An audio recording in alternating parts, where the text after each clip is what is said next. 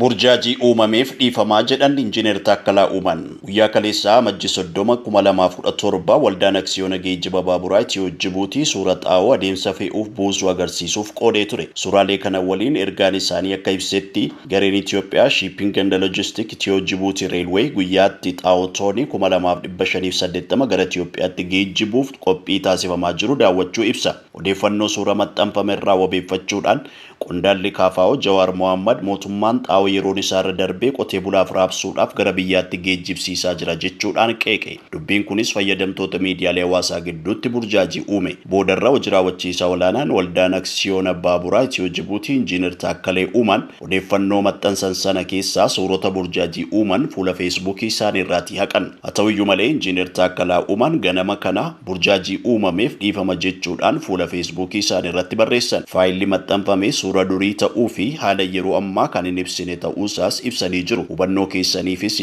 galatoomaa jedhan.